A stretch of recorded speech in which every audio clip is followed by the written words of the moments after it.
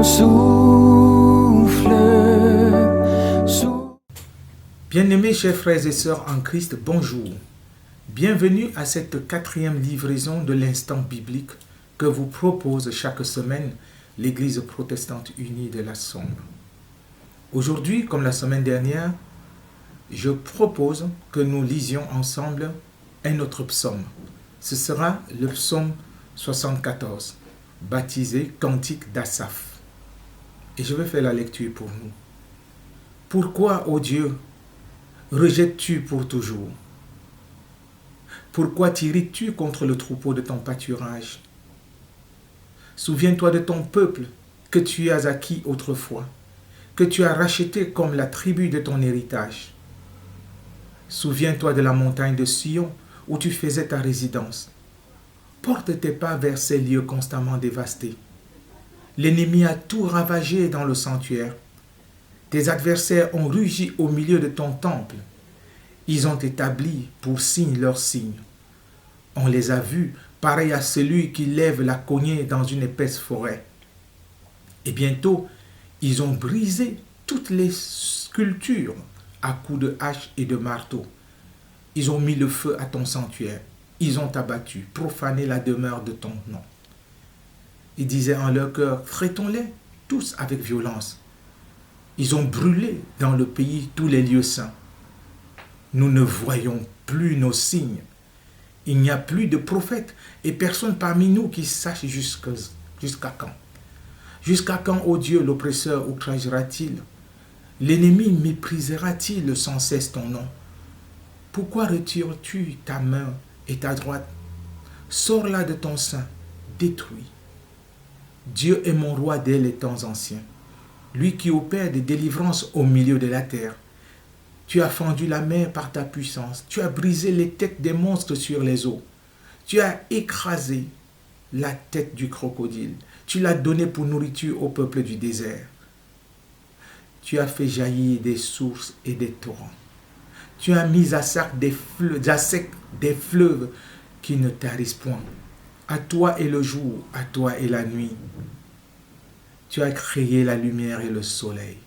Tu as fixé toutes les limites de la terre. Tu as établi l'été et l'hiver.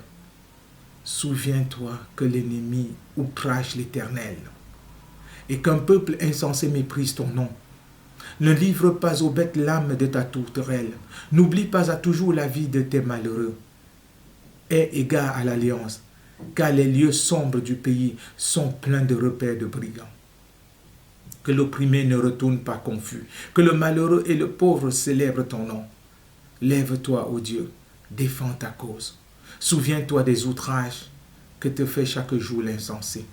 N'oublie pas les clameurs de tes adversaires, le tumulte sans cesse croissant de ceux qui se lèvent contre toi. Amen. Ce texte, comme vous le constatez en le suivant ou en le lisant avec moi, est un appel au secours du peuple de Dieu qui se voit être méprisé. Mais ce qui me marque, c'est la différence que moi je peux établir entre appel au secours et appel à la vengeance. Quand on appelle Dieu au secours, c'est qu'on est débordé et on veut qu'il vienne à notre aide, qu'il vienne nous aider, nous relever, qu'il vienne essuyer nos larmes, qu'il vienne nous remettre debout alors que nous sommes couchés. L'appel à la vengeance, c'est appeler Dieu à venir punir ceux qui nous outragent, ceux qui nous oppriment. Franchement, en ce qui me concerne, je préfère appeler Dieu au secours. L'appeler au secours quand ça ne va pas, quand je me sens oppressé, quand je me sens fatigué, quand je me sens débordé. Appeler à la vengeance, c'est lui seul, puisqu'il dit à lui la vengeance a vu la rétribution. Il saura s'il est temps de venger ou pas. Mais je me réjouis parce que Dieu ne répond pas toujours à toutes ces prières que nous lui adressons, parce que parfois, lorsque nous sommes débordés par une situation où quelqu'un nous a vraiment fait de la peine, quelqu'un nous a offensés, nous avons tendance à appeler Dieu au secours pour que Dieu l'écrase.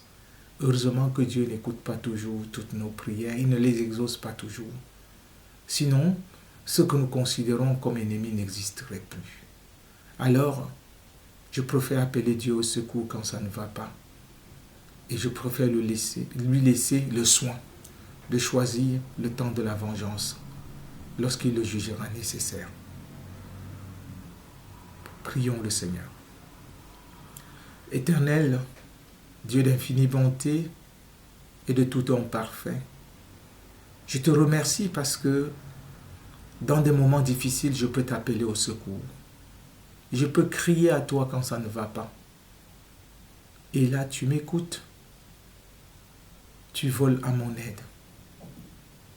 Seigneur, apprends-moi à m'approcher de toi, à te faire confiance, à ne pas chercher à me venger moi-même quand je sens que j'ai été offensé ou attaqué, mais à laisser toutes choses entre tes mains, simplement t'appeler au secours. Aujourd'hui, il y a des gens qui, de par le monde, ont besoin de ton secours, ont besoin de ta présence.